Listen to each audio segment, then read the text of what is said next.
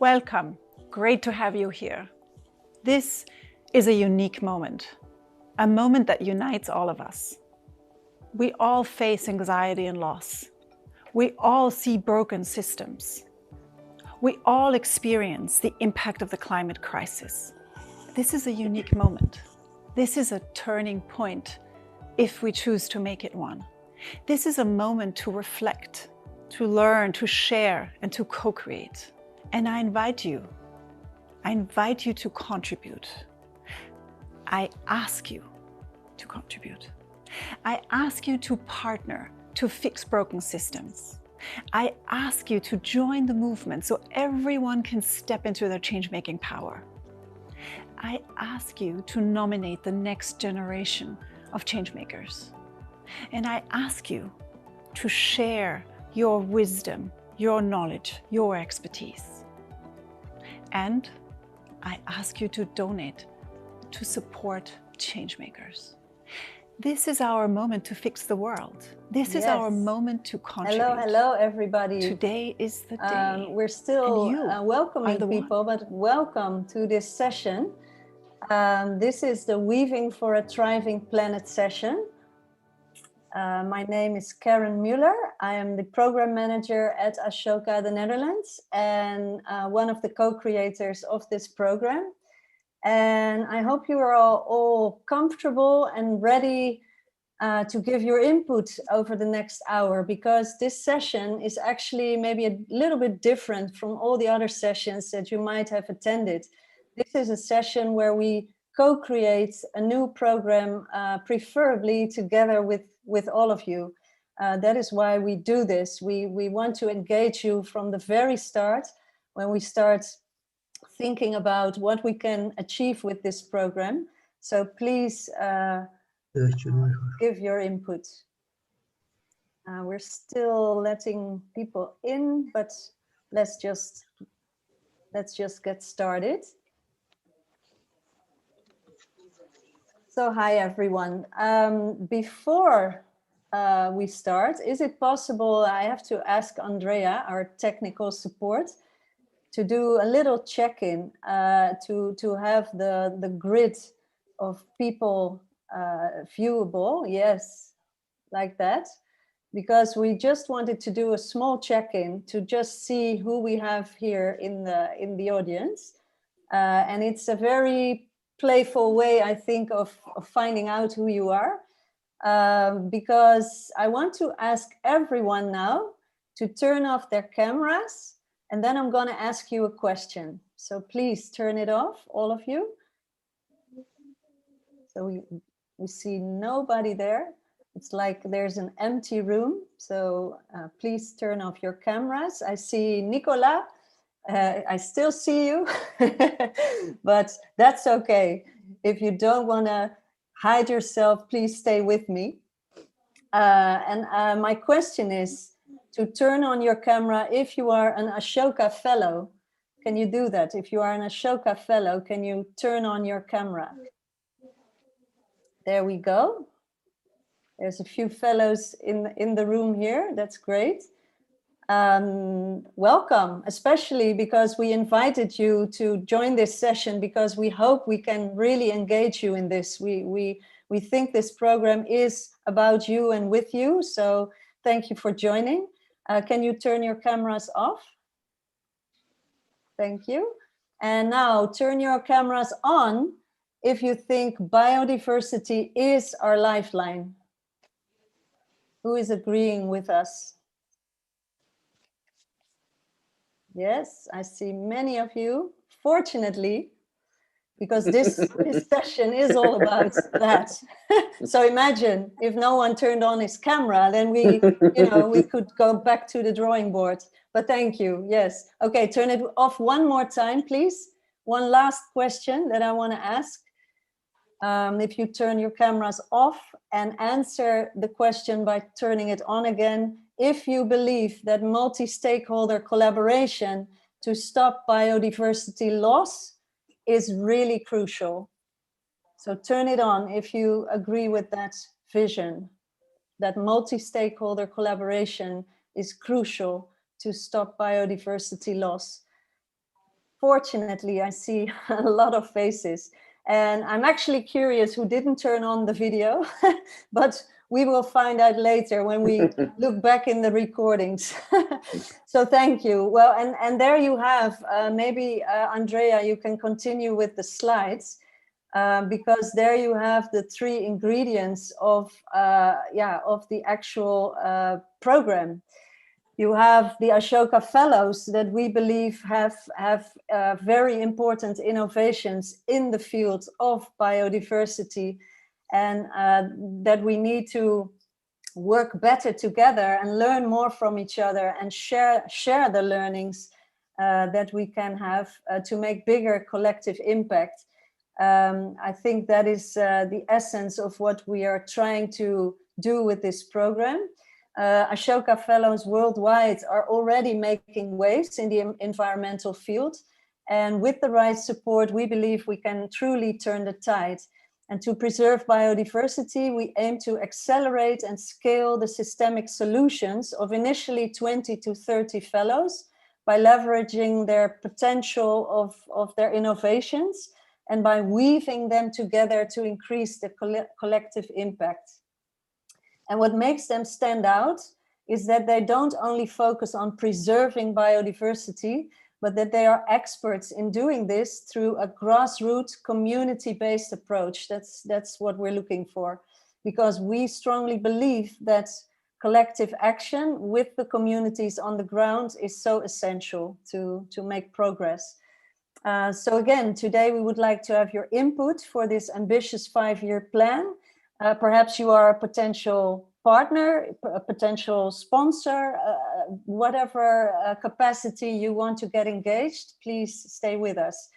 And we're also super happy that we developed this program closely together with Ashoka's Next Now Planet and Climate team. Maybe some of you are in the room who have been instrumental in mapping the fellows who are working in this field. You have to imagine we have thousands of fellows, so to really know who is doing what and to map that clearly, that was the first step that we needed to take.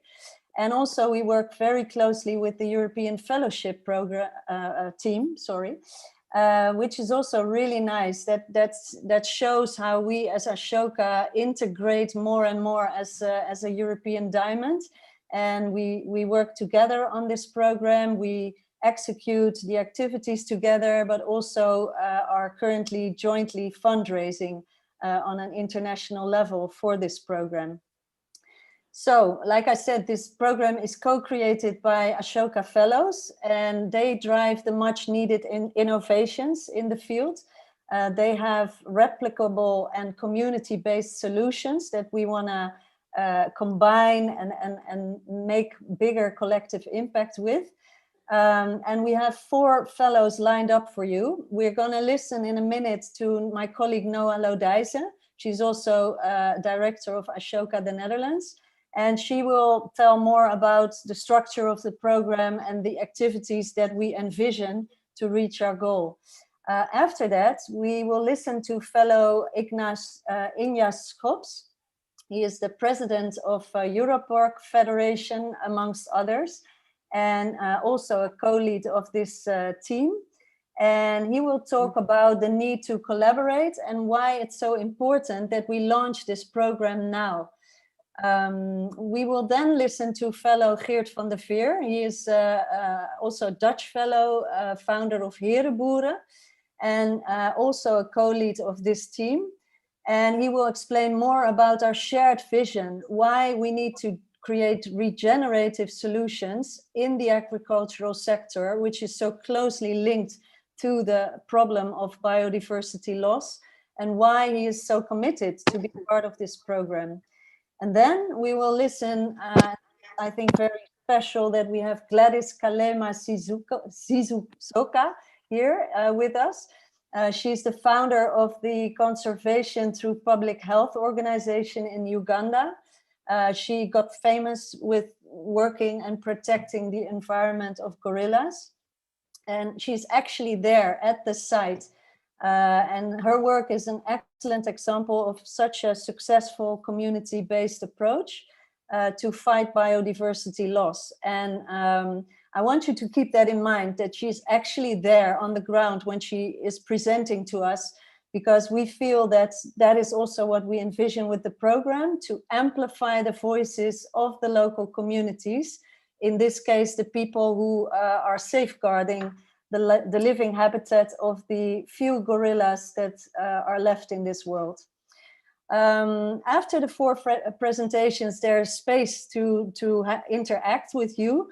So please think already about questions that you have, like around this program, and then put them in the chat. My colleague Lotte is monitoring the chat, so she will make sure that questions are listed and hopefully answered during this session.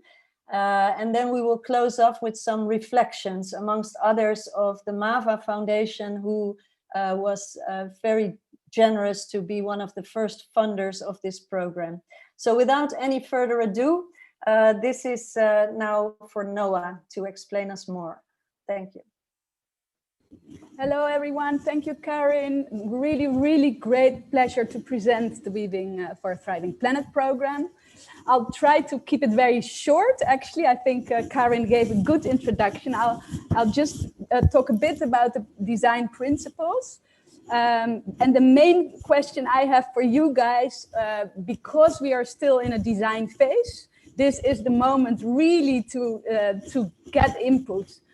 So for those especially who are going to be involved, but also for those who have interesting perspectives, please give us feedback, because this, actually with the vision to really make a change with this program. So that would be great. Just a short insight. We have selected, or we pre-selected 25 fellows in Europe who we want to involve in the program, or at least who we're speaking with, and we're doing interviews at the moment. And we have also pre-selected around 70 fellows that are globally in different other continents that we could potentially invite if we have enough funding in a later stage. So that is as a starting point, as Karin expressed, we have at this moment Injas and Geert, who are really closely co-designing this with us. But at the moment we're exploring, and we hope to explore that with everyone, with the big question, how can we make a greater impact than the sum of its parts? So the individual programs are amazing. There is so much impact, there's so many communities involved, but how can we actually even create a bigger impact that's so amazingly needed at this moment? We have funding for the Europe launch, which we are really happy. Mava Foundation and the Hoge Denne did the start of it, and we're still looking for funds for the global part. So great. Just to have a small, we have already here a small a slide. This was the most difficult slide for me to make, because seriously, we have so many amazing stories and programs. So I've done it over and over again, and I couldn't decide. And that's the main thing I wanted to say, because every story is unique and amazing, and so impactful. There's so many community-based organizations in Ashoka focusing on biodiversity in all its diversity. But I just captured a few for you to have an overview of what is there, but it's totally not an overview. So Giuseppe Savino with FASAP has a program. He's building a network of for small isolated farmers in Italy, which is a program he's scaling at the moment. And they offer training, support the farmers. They towards more sustainable farming, but also he enables them to approach policymakers with a common voice, which is quite an important element. Florin Stoican, he might be here with a Romanian initiative, which was a first citizen-led national park that created a functional system for protected areas. A very interesting concept, multi-stakeholder program as well. And he's also scaling quite a lot and interested also scaling further.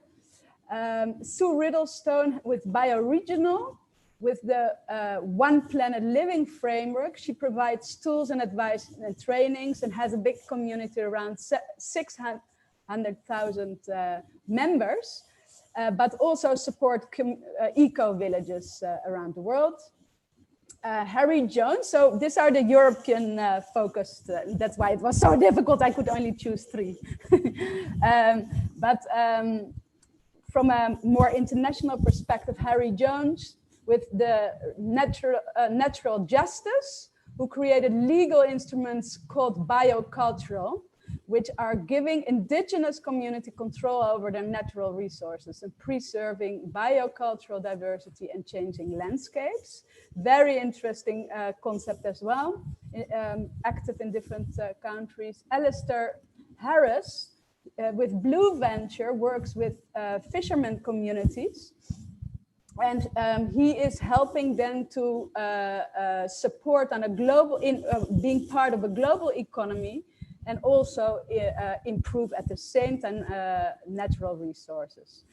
And then we have Gladys, and Gladys will tell her own story. So maybe next slide. But what is important to say, and we see a lot of patterns also doing the in-depth interviews, we see that essential of the Ashoka Fellows is that they are more holistic than the traditional approaches. So they can include much more, you can see that healthcare and natural or landscape restorations are combined, or different interconnected programs, which is quite an important thing of our program as well, to interconnect and to approach things more holistically. About this specific program, it is into, we actually, based on the interviews as well, we came up with this 3 type of interventions. So we've done a lot of interviews so far, and this is actually something that came out. So Ashoka Fellows would like to have support on their scaling their social impact, but also support in replicating their models.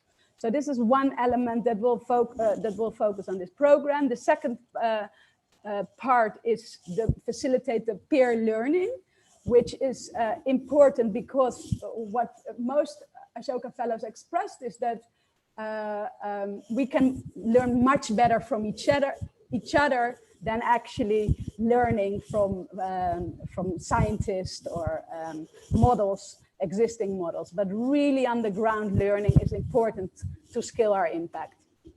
Third element is aligning to a common purpose, and that's collective action. And this is actually kind of our aim. How can we find a collective action together? What can we really do that is beyond our own initiatives at this moment?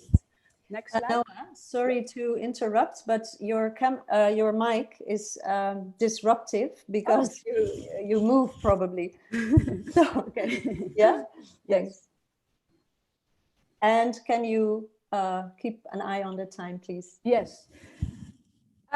Let me actually keep it a little bit shorter. So in those different interventions we are describing, we want to focus on supporting the strategy for scaling, supporting a network, building a network for people to scale or replicate, and also the peer learning around scaling, because there are a lot of different strategies around that. Second slide, next slide. The other thing I already mentioned, it's peer learning. We selected, we are selecting specifically community-based approaches, because that is something we can really exchange in our learning. And there's a lot to learn. I don't think anyone has really found the golden tool yet, but there are a lot of best practices we can share with each other. One of the wishes everyone was mentioning, that they want to visit each other. So this is like a a project to, we hope to include this. The next element is aligning to a common purpose. Here we have we got already some brainstorms. What if we could actually deepen our impact by combining our approaches in our different communities we have? So everyone has communities behind it, but what if we combine those approaches so to deepen the impact?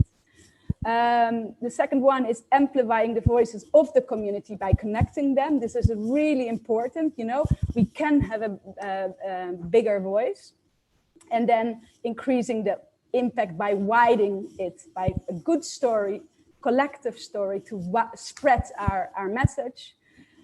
Public evidence is an important element that's been mentioned a lot. Like, what if we collectively look at the evidence we have to tell the story more strongly, and join forces for policy influencing, but also in collectively really raise funds.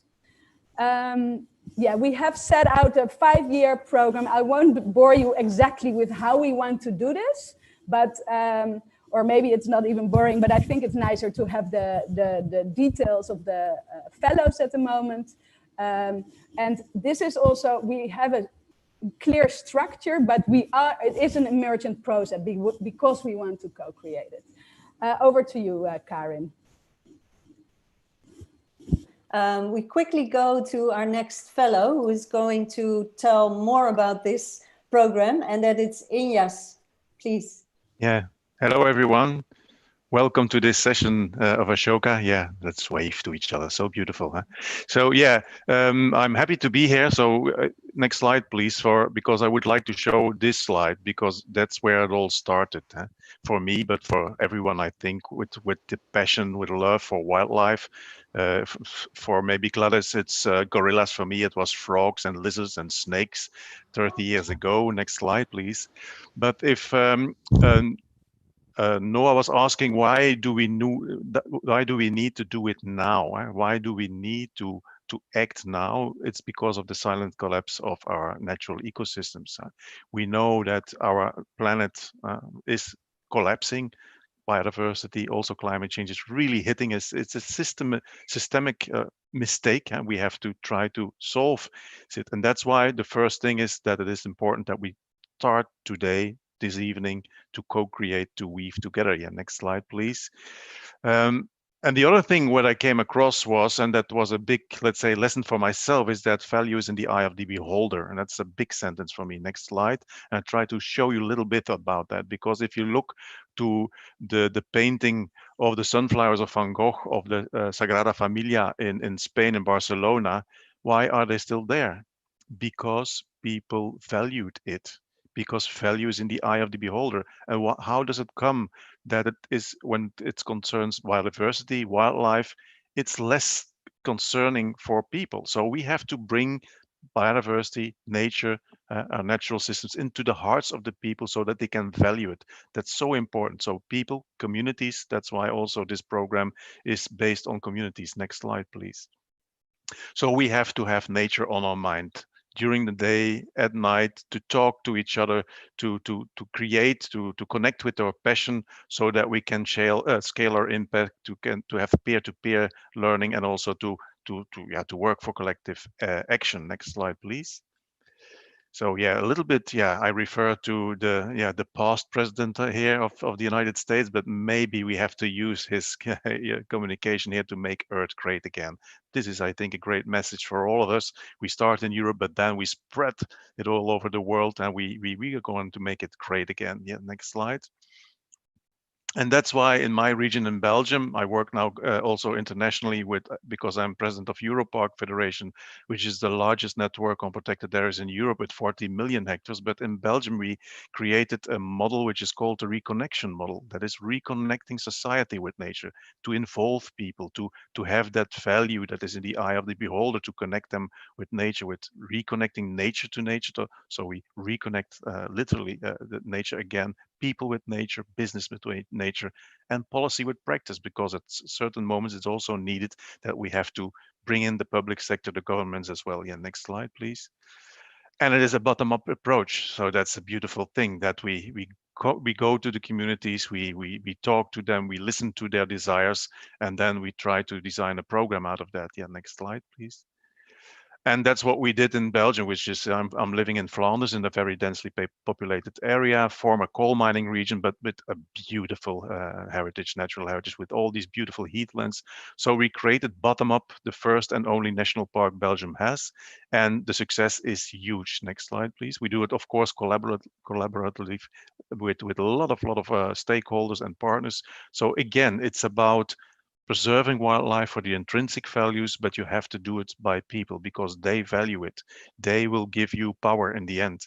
Next slide, please.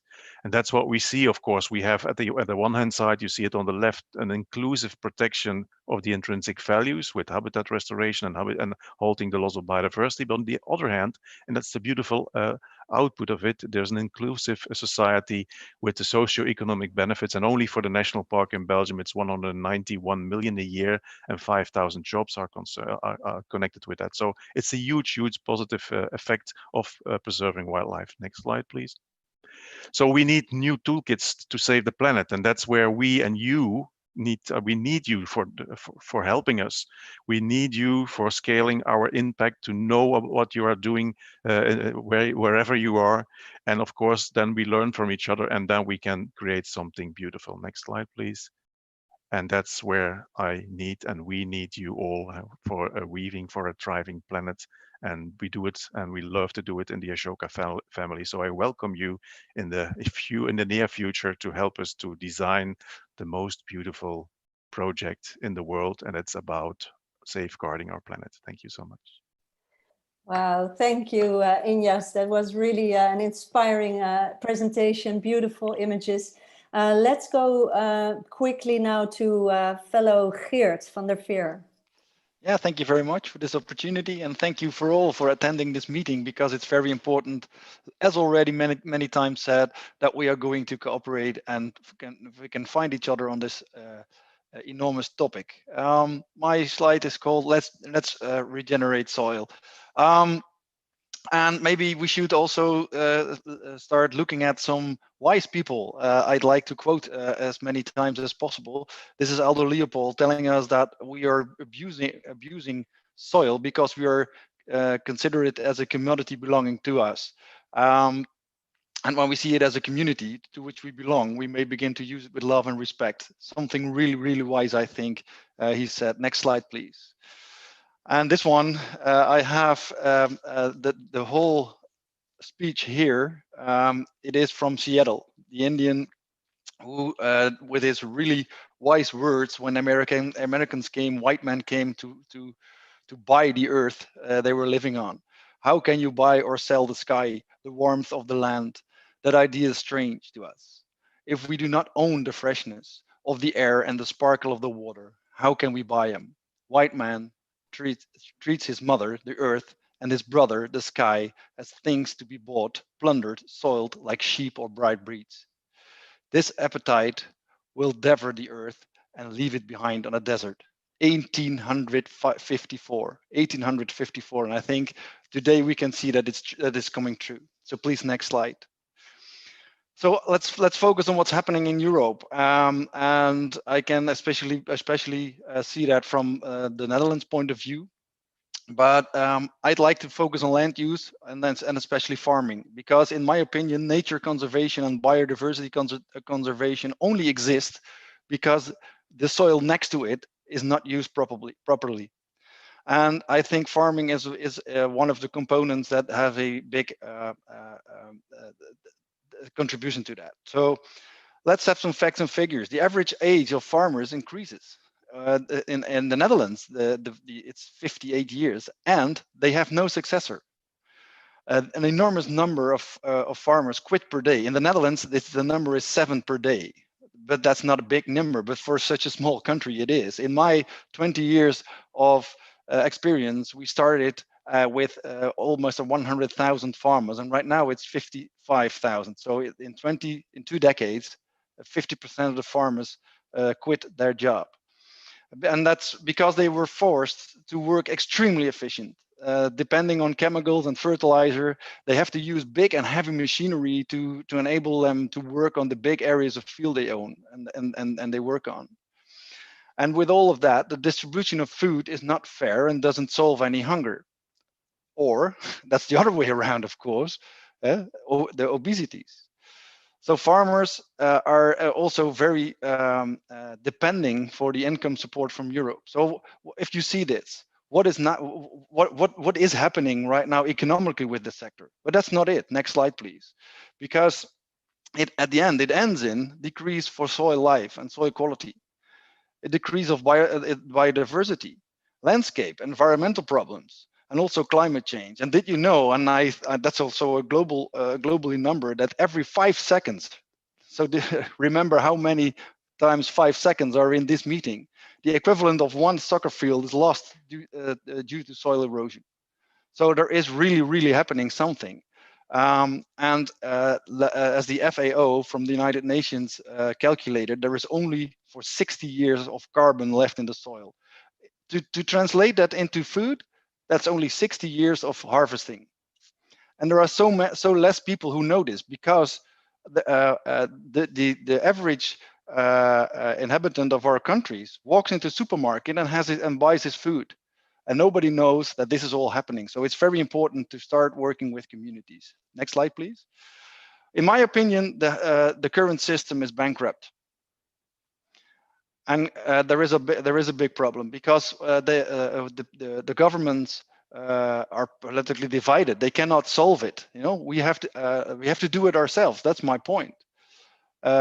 Big lobbies from market parties with major interests, and what I think is true, that innovation doesn't come from within the agricultural sector. I think we have to do it ourselves. So there is a big chance, the big chance of working together with people, starting communities, doing what they can do to solve these enormous problems.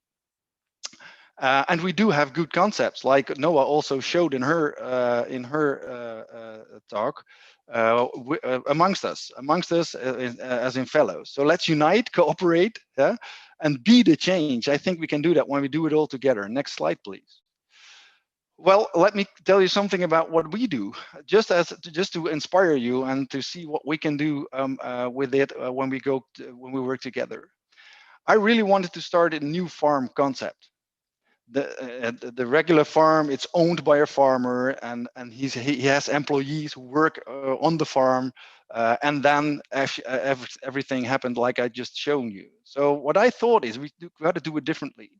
We designed this 3-pillar approach, like nature-driven, that makes something like listen to nature. Don't fight nature every time with your chemicals, but listen to nature. Ask yourself why leaves fall from the tree in autumn and not in spring. So what do you need to do when you, what can you learn from that when you're producing food? We also say it's socially connected. You know, that has to do something with the communities we start. The farming should, in our country, 2% of the people is working in farm and agricultural world. That means that 98% can do something differently.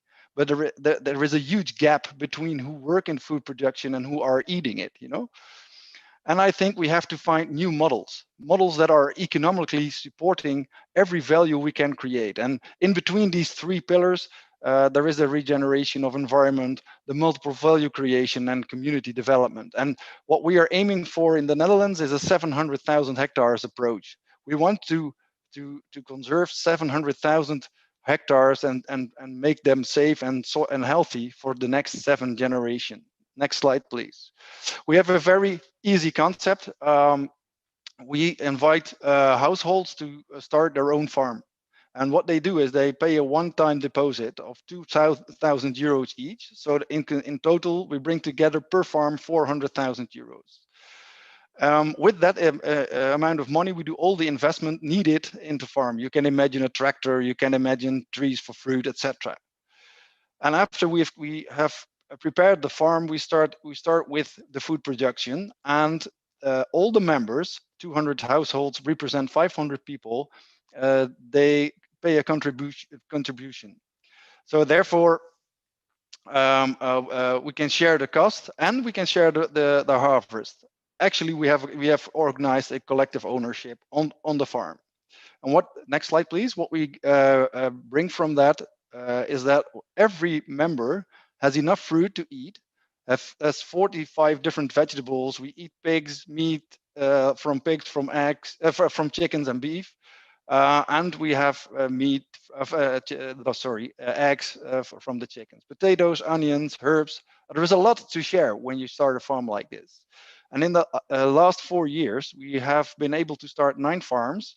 We have 25 farm projects under construction, reaching out for 10,000 households already, 2,000 participating in the farm.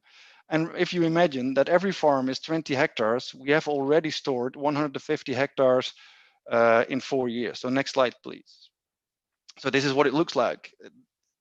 Regular people who were used to walk into the supermarket and get their food, ignorant of what is happening. And these people are really starting up their own farm and listening and want to contribute to solve this problem. Next slide, please. So let's start weaving. That's what I want to know. I want to know, what can we do if I can combine this model with the models for with other from other fellows? What can we learn from each other, and what can we do together, and how can we create also new knowledge not existing yet? So what if we could scale up, and what if we could interconnect our models that already exist? I think this is just one working model, and what if we could save our planet by making everyone a change maker? Thank you. Thank you so much, Geert, for this explanation, also how you work. And then from the communities in the Netherlands so far that you work with, we want to go to the communities in the Ugandan highlands. Gladys, are you still with us? Then it's your turn to explain us more on how you work with the community. Okay. I'm so excited to be on this panel. I'm right here in Bwindi, Penetrable National Park. In fact, today we went and checked on a gorilla group called Bitukura Gorilla Group, and tourism has restarted after the COVID-19 pandemic lockdown. And although the pandemic is continuing in Uganda, we felt that tourism was important to begin, as much as tourists pose a great health risks to gorillas, because we share over 98% genetic material and can easily make each other sick. However, it's been seen that, when you have tourists, the communities are less likely to poach because they're getting revenue from the great apes. So it started, and we've been training the park staff all through this week and next week how to prevent COVID-19 amongst themselves and between people and gorillas, also by managing the visitors who come to visit them. The gorilla in the photo is one of my favorite gorillas. He's called Kanyonyi. I knew him since he was a baby. He died 3 years ago when he fell off a tree and fought with another silverback and never got better. And when he died, everybody, all the local community was very, gorilla conservation has come, where even the local communities really, really appreciate the gorillas and they see them as part and parcel of their future. Mountain gorillas are very endangered. There are actually just over 1,000 left in the wild, but the numbers are increasing, which is amazing. When I first started working with them 25 years ago, I have to say, as a vet student, there were only 600, and now it's almost doubled to over 1,000. And they're the only gorilla subspecies which is actually growing. All the other 3 gorilla subspecies are reducing in number, and we think it's partly because there isn't enough community engagement in all these places. Tourism, of course, is a big opportunity where money from tourism can also support local communities as it runs park operations, but there just isn't enough community engagement. And we think that with community engagement, we can reverse the trend and also get the other gorilla subspecies going up. Get to Bwindi, you'll find it's a very hard edge. And Please go back to the previous slide. Could you go back to the previous slide, please? It's a very hard edge when you get here. And basically, when it became a national park in 1992, people were not allowed to, but the gorillas sometimes come out. And they come out because once they lost their fear for people, when they're habituated for tourism and research, they're more likely to go outside because it used to be part of their former range. And because of the very high human population growth, it's such a hard edge that now they're finding they're going back to where they used to range. And this resulted in a baby gorilla getting scabies. In fact, the whole group got scabies, but the baby gorilla died. And they got scabies when they touched dirty clothing that is put on scarecrows to chase gorillas and other wildlife. So in the slide, I have somebody's banana plant that was destroyed by a gorilla because they like to eat the stem, which is unfortunately, they don't even leave the plant for the farmer. So these are people who are very poor and they're trying, and they have to coexist with wildlife. And so we have to find a way of engaging them to make them feel that wildlife is important. Next slide, please. This scabies was traced to people living around the park who have very little healthcare. And we felt that we needed to set up conservation through public health. I dealt with this case when I was working as the first veterinarian for the Uganda Wildlife Authority, where they felt that they needed to have a vet because because tourists were visiting gorillas and they were worried that they'll make them sick and bring a fatal flu, such as something like COVID-19. So when we set up the program, we started off by focusing on preventing disease between people and wildlife and livestock. And our main focus was wildlife health and working closely with village health teams to teach them to do conservation work. But as we went along, we realized that also they live in a habitat. So we have to conserve the habitat they live in and the other species in the forest, which also include elephants, chimpanzees, many birds, and other monkeys. And so we've stretched out to habitat conservation, and we also started to work with community animal health workers.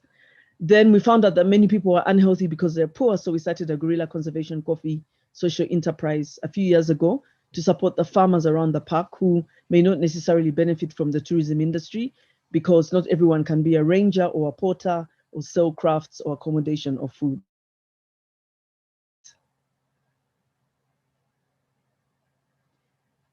So this is the kind of situation we have in Bwindi, where we have people live like that, like they have a child every year.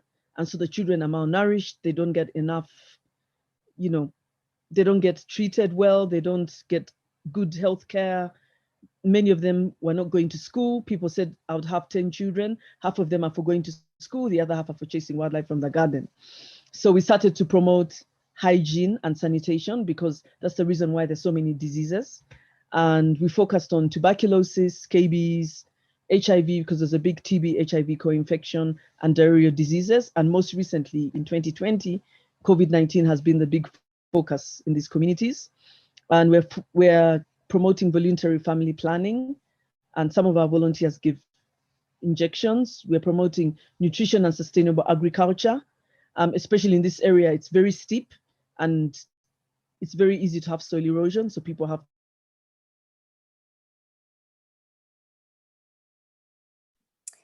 Gladys, we lost your connection somehow. Yes, I think we can't hear Gladys at this point. If it's not, Gladys, are you there? No, I think we discussed this on forehand, like what if the connection would fail, since yeah, she is in a very deserted place somewhere in the hills, far away from us at least. And I think that the meaning of her story is that you can't work on any project without starting grassroots, without really listening to the local people of what are their reasons to make unsustainable choices, for example. So I think the whole aspect of deep listening to communities is very crucial, and that is what binds the initiatives that we wanted to share with you. I wanted to give some space now for you, because you are here in this session And we just want some opinions on what you heard so far. We had some questions in the chat. Some of them might already have been answered by Geert. I saw that he was already typing some answers.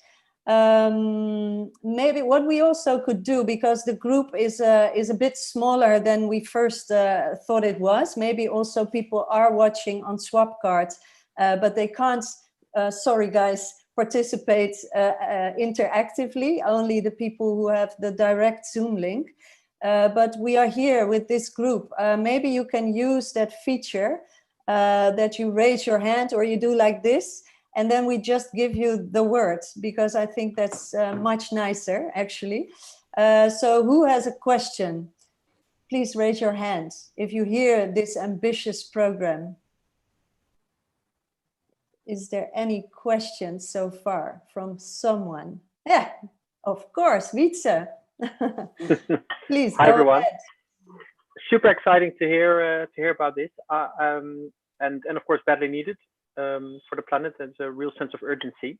I'm wondering if you had to explain in a few words how this initiative is different from other environment initiatives that Ashoka might focus on, such as People and Planet and a number of others. What makes this particular program unique? Good question, Wietse. And is there someone specifically you want to address it to? I'm looking at Inyas. Yeah, I just, let's say, answered out of my heart, because I think when you see to programs for wildlife or biodiversity or protecting the planet, things like that, they are, most of the times, they are fixed already before you can enter and you can join. This one is completely different, and this is starting with an idea where some Ashoka fellows were, let's say, were very helpful to have the framework ready, but the design, the complete design, has to be done by ourselves, and that's the beauty, of course, of it, because we now can empower the program, the methodology, and we will have failures maybe. No worries for that, but at least I think where we have all the experience in this, for instance, in this meeting, but also outside of this meeting, we have so many people who are jointly are willing to help us. I think that's important, that this is not a fixed program that you can join and you have to take it as it is. No, you can design it, you can weave it, you can co-create it and co-design it yourself, and that's the beauty of it, I think. And then we have to commonly agree on how to go forward, but because I think it's very important to my knowledge that we do it like this, and I don't see it that often. Yes, and maybe I can add to that. Oh, sorry, Nicola, I see you raise your hand, please. Yeah, hello everybody. Thank you for the invite. And I'm very, very glad to meet some of you again, like Gladys and Inyas. I just wanted to maybe share in a few words an experiment or something we've been doing in mangroves in West Africa for 5 years now, which I think can be replicated and can actually inspire this great initiative that we're starting, that you're starting.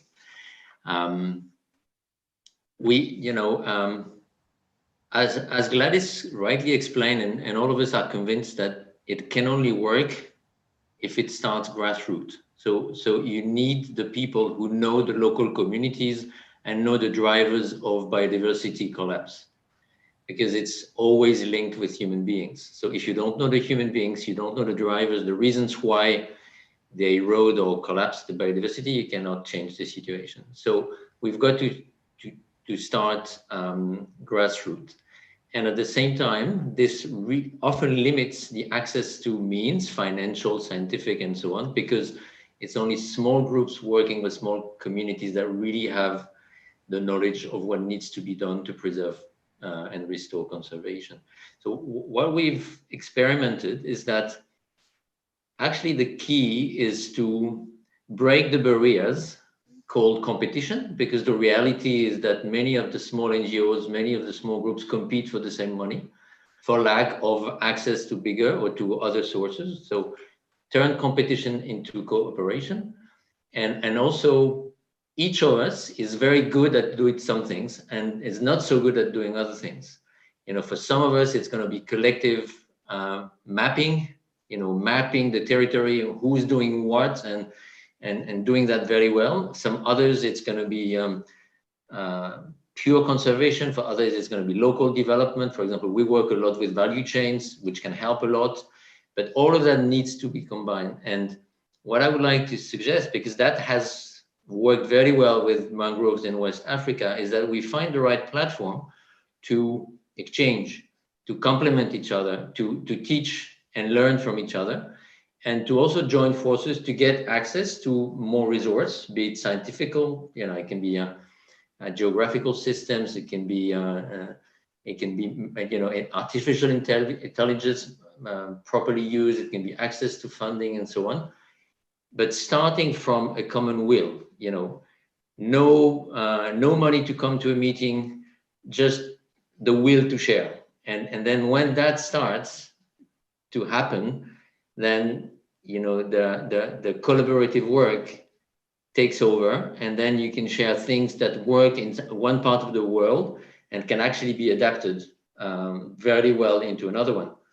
Just with the last example, we work in Uganda as well, in Kibale National Park, which is about 500 kilometers north of where Gladys works. We face the same problems in a different context with different ethnies, but we have a lot to share because we have the same poverty issues, we have the same social issues, and we have the same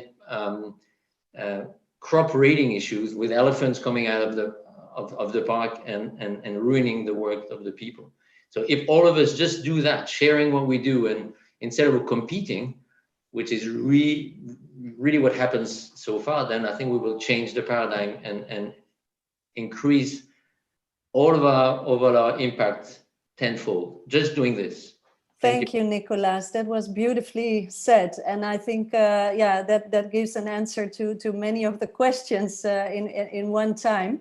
I wanted to go back 1 second to what Wietse was asking, like, how does this program stand out? Well, obviously, first off, that we co-created together. So this is not invented by someone and then you hear about it and then you wonder what is happening with it. We want to do this together. And I also want to point out, especially for Wietse, because you gave us that input, that it's also about helping the individuals to scale their solutions that are in the project. But most importantly, if you look at all these fellows with all these solutions and still working a bit in silos, it is a fact. You are all so busy with what you do. You can't have the time to even know what that person does in Uganda. You're working in England or somewhere else. And so we, as Ashoka, that is what we can do for you. We create a space that you can learn from each other. And I think that is indeed, Nicolas, a very important feature of what we try to achieve. I saw Mugweni. Oh, yeah. Yes, Mugweni, you had a Maybe it's good to have question? also Natalie say why she thinks this is. Yeah. I was about to ask, but I saw Mugweni waving. You're on mute, Mugweni. Sure. Hello. Oh. Can you hear me now? Yes. Hello, everyone. How are you? Good. This is great linking up, but my real question is the program still flexible to accommodate those like me who are interested to come on board? No, I've tried a lot of times and I'm still missing out. Because it reads exactly what I'm doing. My worry is now I'm getting older and older. Since 2003, and now I'm running, I might end up fainting without scaling up and getting this. But this is exactly what I've been missing. Oh, well, that's wonderful. That's wonderful to hear. And I think, can we all say this, that we won't fail Mugweni this time? You're on board if you want to, yes? Thank you very much. Thank you very much. All right. Yes, I wanted to go to Natalie from the Mava Foundation, because like I said, they were so generous to really believe in this concept with no concrete outcome yet. We talk about how to finance system change. Well, this is a great example. So Natalie, I can't see you immediately, but are you here? Yeah, I'm here. Great. Thanks. Thanks, everyone. It's very nice to be part of this community. I know Ashoka since several years. We exchanged with Ashoka since several years, and we never found up to know a common project together. And why we were very interesting, it's really at the foundation, we believe into collaboration. What we have done for our last strategy, I say last strategy because the foundation is closing by 2022. It's we have bring our partner working on one subject like turtle, everybody working on turtle in West Africa, 10 partners coming together doing an action plan. But they have already something in common. It was turtle, they were doing this work. And what I found very interesting with this initiative at Ashoka and why we wanted to help them pilot it, it's the Ashoka Fellow, they come from all the different sectors, you know, from agriculture and social, and they have this objective to help biodiversity. But they are working on all these different angles because there is no one solution, no one silver solution, you know, it's everybody from every corner. And from the community, also the political, the business, we all have to come together. Then we found it interesting, bringing all the different fields together, this approach. And also we have seen that we really try since several years to see in the entrepreneurship sector, people work on environment, but not necessarily with this biodiversity objective. You know, it will be more regenerative agriculture or things around energy, but nothing. The target is to help biodiversity. It was why we were also very interested. And also, as I shared, we are closing in 2022. And knowing that the Ashoka Fellow, there are already people that have demonstrated and tested things. It's already a community that shared same value. And we believe that this really helped to kick off quickly, this collaboration. And also the fact that Ashoka tried it with the theme on democracy also give us the confidence that it's something we want also to help them to try this model. They did it once, it worked well, they continue to improve it. And I don't want to take too much of the time. It's nice to hear some of your other questions.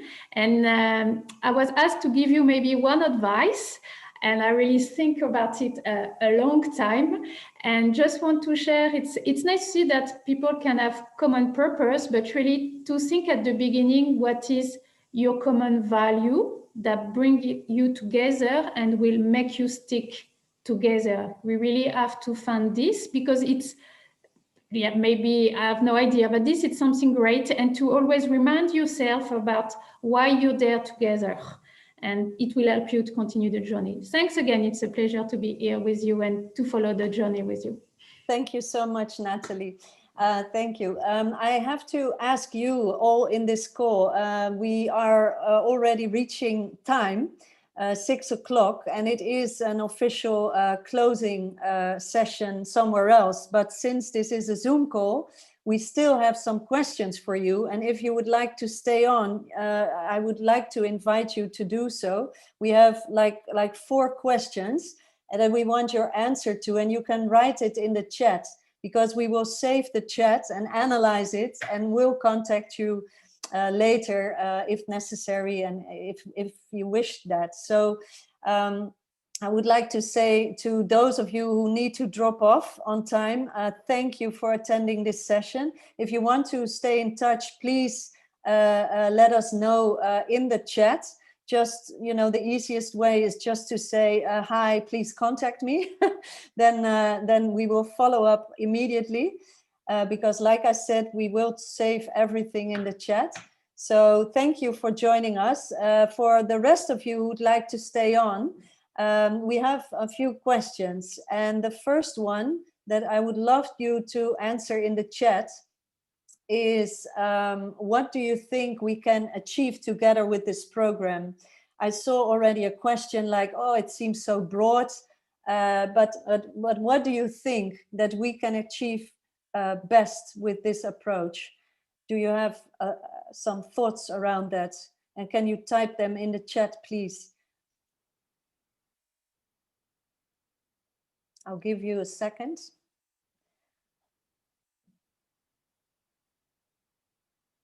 So what can we achieve? What do you think?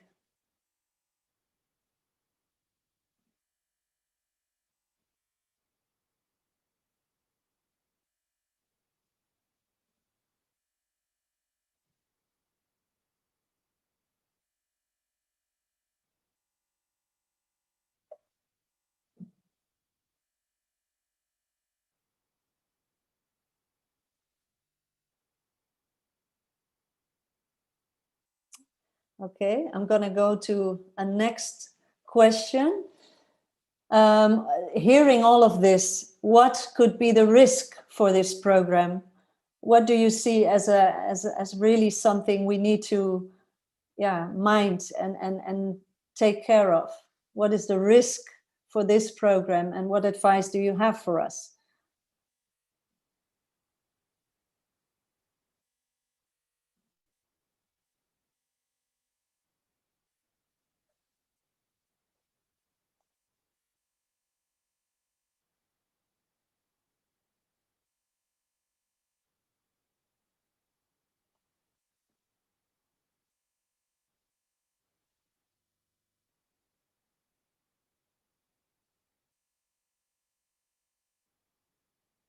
Yeah, I see some interesting reflections already.